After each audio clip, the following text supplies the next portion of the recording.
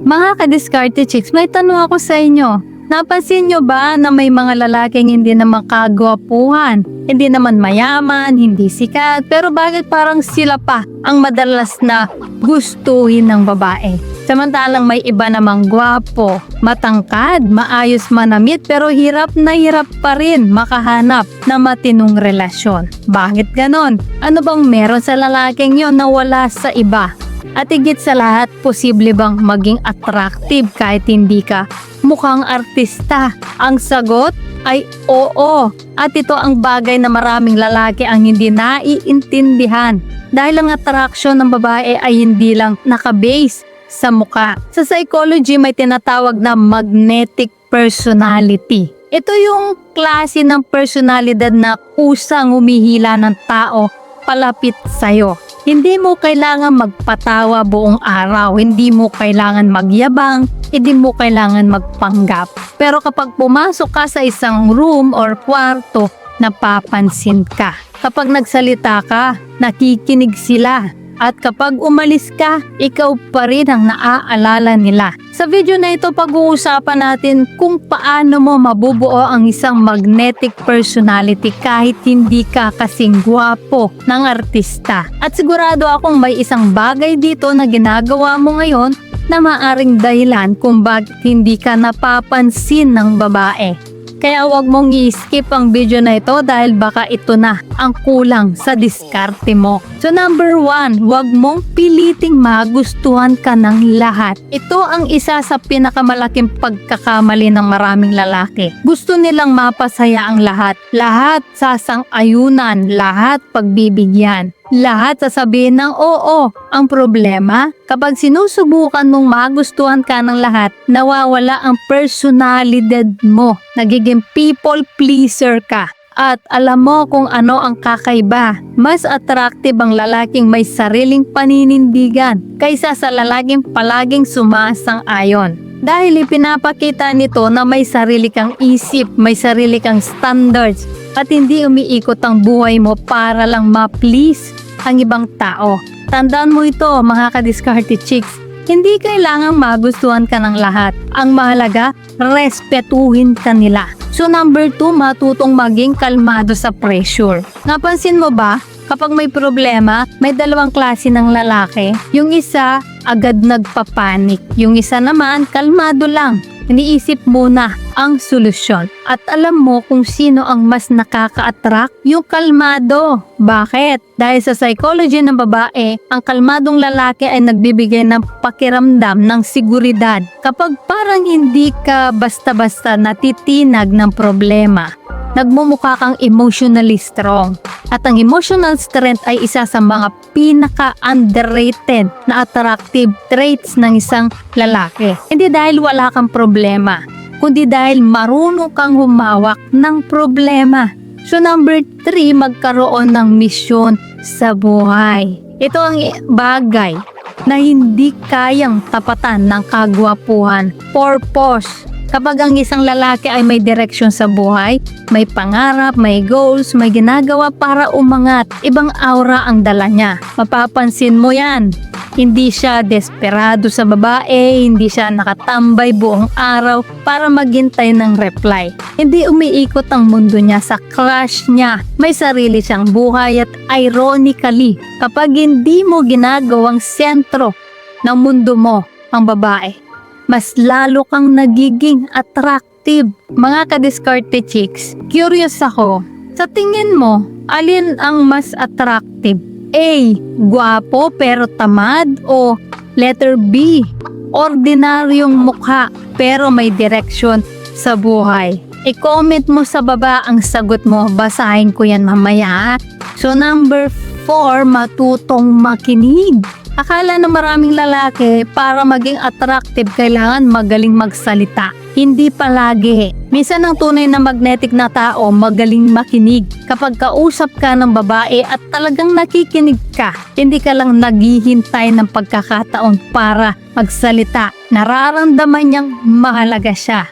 At alam mo ba, sa panahon ngayon, na halos lahat gusto magsalita. Bihira na ang taong marunong makinig.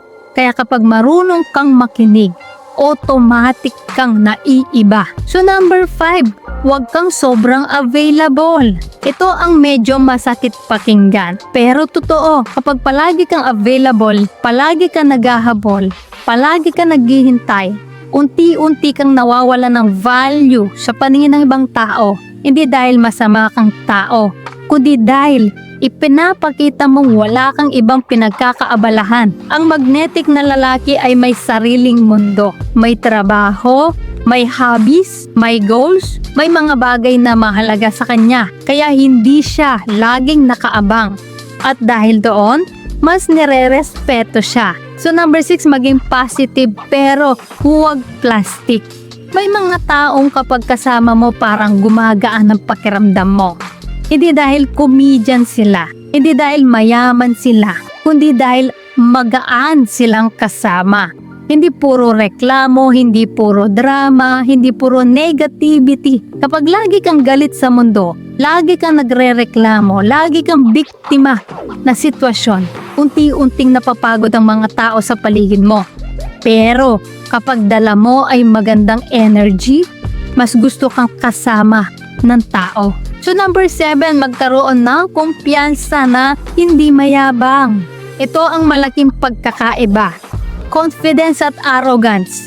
Ang mayabang ay gustong patunayan sa lahat na magaling siya. Ang confident, hindi na niya kailangang patunayan. Alam niya ang halaga niya at alam din niya ang limitasyon niya. Kapag marunong kang tumanggap ng pagkakamali, kapag hindi ka defensive sa criticism, kapag hindi mo kailangan magyabang para mapansin, mas nagmumukha kang mataas ang value. So number 8, maging totoo sa sarili mo. Ito ang marahil ang pinaka-importanting bahagi.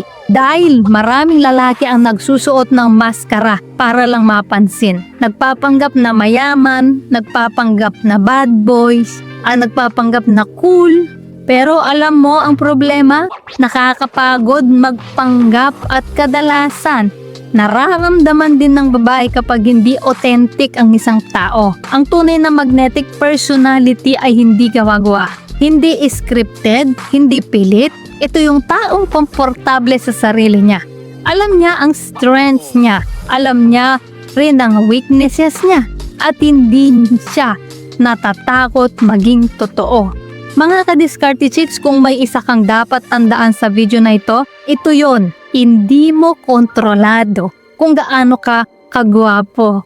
Pero kontrolado mo kung anong klaseng lalaki ka. At sa totoong buhay, mas maraming babae ang nauhulog sa personalidad kaysa mukha. Dahil ang kagwapuhan ay nakikita ng mata. Pero ang personalidad nararamdaman ng puso at isip. Kaya imbis na ubusin mo ang oras mo kakaisip kung bakit hindi ka mukhang artista, mas mabuting pagandahin mo ang ugali mo, palakasin mo ang kumpiyansa mo, ayusin mo ang direksyon ng buhay mo, at maging lalaking may presensya kahit hindi nagsasalita. Dahil tandaan mo, may mga lalaking gwapo na nakakalimutan, pero ang lalaking may magnetic personality, siya yung hindi basta-bastang nawawala sa isip ng babae. Kung umabot ka hanggang dito, comment mo sa baba, magnetic ako. So ayan mga ka-diskarte chicks, sana ay may natutunan po kayo sa video natin ngayon. At syempre bago po tayo matapos, shoutout muna sa ating mga masugid na tagapanood na sina James Rosanes from Alfonso, Tagaytay, Cavite. Jessie Ruales watching from Pagadian City, Zamboanga del Sur, Mindanao. Trisha Mina from Jeddah, Saudi Arabia. Ray Niverba, tagat Pampanga. Roger Miramonte from Zamboanga City o Roger Navarrete, Miramonte. Bernard Rentillo ng Aklan. Marlito Jr. Clavejo na Cagayan de Oro City. Edwin Cabrera watching from Rosario, Cavite. Erwin Makatugal ng Baquero, Reina Mercedes Isabela. At kay Roden Mendoza, taga Silang, Cavite. Guys, maraming salamat po sa support at panonood mga ka-diskarte chicks. Dahil po sa inyo, patuloy at lalo po akong ginaganahan gumawa ng mga content na makakatulong at makakaaliw. At para naman po sa mga hindi pa na-shoutout, gusto mo ma-shoutout sa next video? I-comment lang ang hashtag #KaDiscarteChicks at sabihin ko ng topic ang gusto mo pag-usapan natin next. Kung nagustuhan mo ang video na ito, ay huwag kalimutang mag-like, mag-subscribe, at i-share ito. So guys, this is Diskarte Chicks, the love mentor na lagi nandito para sa mga diskarte ng pag-ibig.